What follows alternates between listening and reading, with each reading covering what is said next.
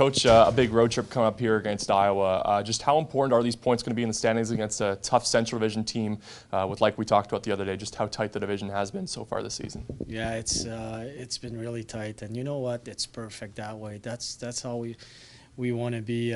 We want to evaluate our guys in positions like this. Obviously, you want to be first in the league and win all the games. But when you look at development and you evaluate your younger players or your team in general, and you're pushing to get players ready to be called up, you want to see them in those situations. So obviously, as a team, those points are huge, but they've been huge. We've been in a playoff kind of mindset for a few weeks now, and we've played one okay game, one great game, one okay game, one great game. Now we want to have two very good games, and it's going to be good. It's going to be a good challenge. Those points are huge, and they know it, and that's great. That's exactly what we want to see.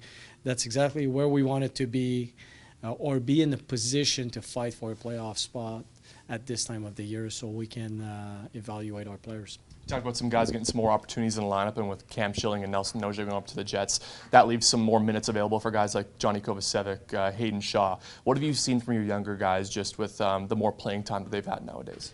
Well, you know what? There's one thing I truly believe in. We say that to the team. It doesn't matter. We're just talking. If you don't think about long-term just today, I truly believe it doesn't matter who's in your lineup for that day. There's a way to win a hockey game, or there's a way to compete. I'm not saying you're going to win that game, but there's a way to be in that game and put yourself in a position to win.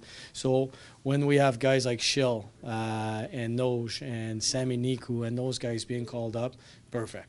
Right, that's what we want to see.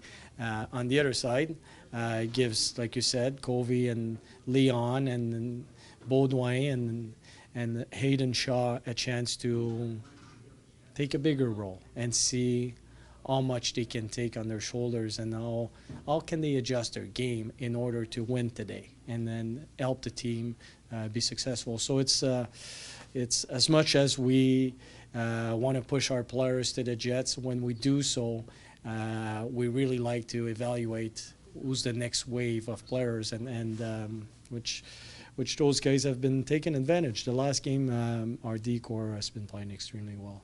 These two games against Iowa, following that, of course, will be the AllStar break. How important is that going to be for some of your players who may be a little bit banged up, just to get some downtime and time away for the rink for the big playoff push coming after that? Yeah, well, it's obviously at this time of the year you have quite a few guys with some bruises and stuff, so it's going to be a nice break to just recover mentally and physically and get some rest and go from there. Yeah, where have you? Let's start with Dave Gustafson. Obviously, he hasn't played yet, but what do you envision his role here? I mean, obviously, he's played 22 NHL games now. I assume big minutes for a guy like that. How do you kind of go about developing him now, getting him ready, perhaps for that role that he wants with the Jets? With the Jets, yeah. We believe there's a process, and so he hasn't played in a while, so the first few steps will be to give him ice time. Obviously, he's going to play, but put him in a position to succeed. Once he's in that position and he feels good about himself, then we're going to give him more and more, and we'll adjust to his game. Obviously, we have plans for every single players, but we also adjust to what they do. Like their performance has a significant impact on our decisions as well. So depending on how he's going to play, it's going to adjust his ice time. But the bottom line is he's going to play. But first, we want to put him in a position to succeed. So his role is going to be first, he's going to be good on faceoffs. He's going to play well defensively, yes. But we also want to give him a chance to touch the puck and create some offense as well. And because just defending is one thing, and we know he's good at that. His brain is a real mature player for such a young guy. But we want to create a sense of confidence that you can make some plays as well offensively. And we know he can, but it's just a matter of bringing that game that he's played his whole life to our style of play, and in North America where you have less time and less space. Seems that sometimes when a guy gets sent down, you don't really know how he's going to react to it until it happens. by all accounts, from what I've seen from David, is he handles these things. And you talk about the maturity and that Yeah. sort of thing. How important is that for a player to not have to go through that type of transition where you think like you should be in the NHL, or hey, I played 22 games here, why am I not up Yeah. there? You know, to not have to really deal with that, I guess, mentality. Yeah, it's well, we're all different, and we all see adversity in a different way, and we all react to adversity in a different fashion. He's been really good in Belleville. He took a leadership role in Belleville. You could tell that he's a real mature person.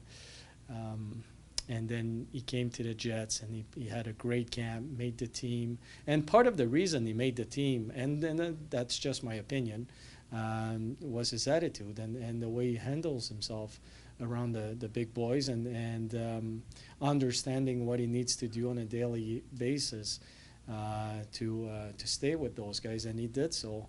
But I mean, a young guy needs to play minutes, and I'm talking to you about him, and I'm thinking about Jensen Harkins, where not at one point he mentioned, hey, why it's not me being called up, or why it's the other guy. He actually came to me a few times and say, hey, this guy should be called up, and it was like, well, you know, he's a center as well, or he's a winger as well, but no, he was all about what can I do today, and I'm gonna control. To go back to Gus, I think those people I'm going to control what I can control, and I'm going to let them make those decisions, but I'm going to put themselves in a position where I'm going to be the next guy. So I think that's his mindset, but he's a real mature person, and he believes in himself. So for a coach, it certainly makes a difference, because you don't have to spend as much time with this guy as far as talking about the reasons why it's him or why you're being sent down. It's just about, okay, you're here now, let's go to work, and we'll try to help you get back up there. But on the other side, when players have questions, it's also my job to understand where they're coming from first, so I can help them get the right mindset to get back up there. You brought Jansen up, so I'll bring him up too. I mean, you know, you told him, from what I remember, you know, don't come back here. You know, that essentially that's what the message was. He hasn't yet. Paul seems to like what he brings to the lineup, and he's kind of been in and out. But have you been able to watch a little bit of what Jansen's been able to do? Yeah, I watch every single games. That's the problem with Jensen. He listens too much. He's always doing what we ask him to do. No, but you know what? He's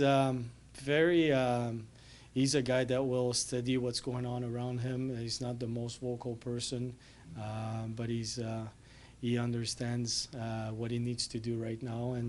And there's that phase where when you go up or you make a hockey team or you get a new opportunity, it's that phase where I'm just happy to be here. So you bring good energy, and then all of a sudden you move to a different phase where, well, I like it here and I don't want to lose it. And that's when players start to play safe, and they're just trying to not make any mistakes. And that's a problem. You want to play to get more or provide more to the team.